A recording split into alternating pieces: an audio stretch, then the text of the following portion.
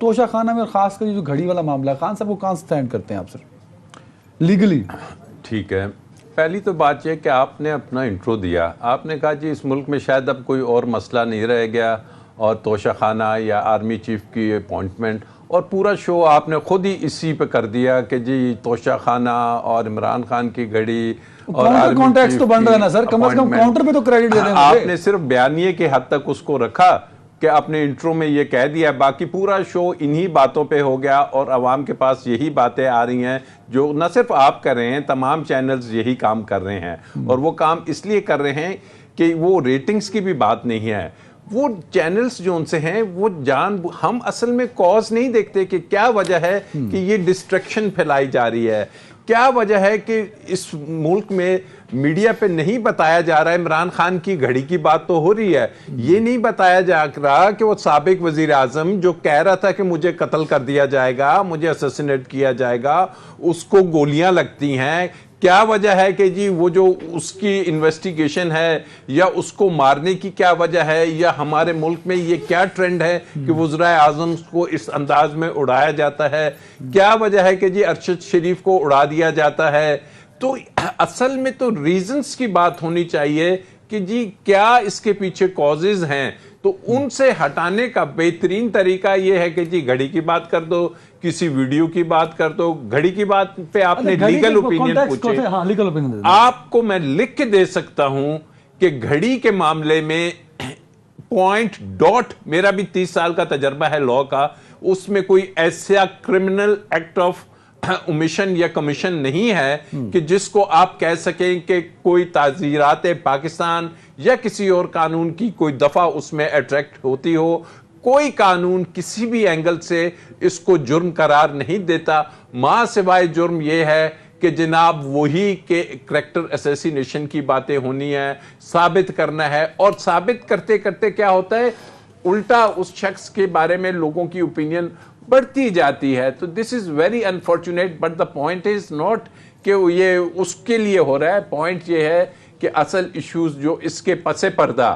पीछे जो कुछ हो रहा है उससे अवाम को हटा के और इन पैटी इश्यूज में लगा दें जो मेन इश्यूज हैं। क्यों नहीं अभी तक 50 प्रोग्राम हुए कि जी मुल्क में ये क्या हो रहा है, ये जो इंस्टेबिलिटी है ये क्यों हो रही है, ये पॉलिटिकल इंस्टेबिलिटी। घड़ी बेच के ठीक किया खान साहब ने। बिल्कुल, आप एक कानून जरा समझ लें, अगर जो तोशे खाने का कानून है कि जो आते हैं किसी भी पर्सनैलिटी को गिफ्ट्स आते हैं, वो फर्स्ट ऑप्शन दी जाती है उस शख्स को कि आप ले लें 20% पे, जो खान साहब कहते हैं या 50 जो भी है, 50%, लेकिन otherwise after the lapse of 1 year उस घड़ी ने ऑटोमेटिकली ऑक्शन में जाना है। तो वो जब ऑक्शन में जाएगी तो उसको कोई भी शख्स एक बोली देके खरीद सकता है। तो मुझे समझ नहीं आ रही कि कहीं लिखा हुआ है कि इस घड़ी ने जाके अजायब घर में रख दिया जाना। ब्रेक पे जाना है। आयशा साहब, यू आर जर्नलिस्ट, एक चीज बता दीजिएगा, इमरान खान साहब को घड़ी चोर कहा जा रहा है, हालांकि घड़ी तो उन्होंने कहीं चोरी नहीं की, डिक्लेयर भी की, बताई भी, जमा भी कराई, खरीदी भी। 30 सेकंड, 1 मिनट दे रहा हूं कमेंट करने इस पे। सॉरी मैं सुन नहीं सकी इतना, आपके सवाल क्या था? एक नैरेटिव जो बिल्ड किया जा रहा है मीडिया पे कि इमरान खान साहब को घड़ी चोर के नाम से पुकारा जा रहा है, घड़ी चोरी की उन्होंने, तो वो क्यों ऐसा नैरेटिव बिल्ड किया जा रहा है जबकि उन्होंने घड़ी बताई कि मुझे मिली, घड़ी दिखाई, जमा कराई और खरीद ली, तो वो चोर तो ना हुए। फिर हम सब मीडिया में उसे चोर क्यों कह रहे हैं? करने की गर्ज से कि खान साहब के खिलाफ जो है वो कोई भी जो है वो इस तरह की बात घड़ी जाए और उनको जो है वो जोड़ा जाए किसी चीज के साथ, हालांकि इसका कोई जवाब मैं आपको बताऊं अब बिल्कुल बनता ही नहीं है। जब खान साहब की बात आती है तो आपको अखलाकियात जो है वो याद आ जाती है, उससे पहले कौन सी अखलाकियात जो है उनको फॉलो किया जा रहा था। और बिल्कुल जैसे कि राजा आमिर अब्बास साहब ने कहा कि इसमें कानून की खिलाफ वर्जी तो कहीं हुई ही नहीं है, और फिर जब आपको ये कहा जाता है कि कानून की नहीं हुई तो फिर आपको दे दिया, तो आपने इस तरीके से बेच दिया। तो बस कोई चीज जो है वो डालनी है इमरान खान के ऊपर हमने, तो बस हमने जो है वो घड़ी चोर का एक बयानिया जो है वो कर लिया है। लेकिन मैं आपको बताऊं, जहां पर तनकीद खान साहब के ऊपर या पीटीआई के ऊपर करनी बनती है वहां पर करनी भी चाहिए। ये जो सिलसिला और ये जो रिवायत है, ये आपने देखा होगा, खान साहब जब अदालत से बाहर आ रहे थे तो लोगों ने नारे लगाए घड़ी चोर घड़ी चोर, तो ये जो ट्रेंड है ये पीटीआई ने सेट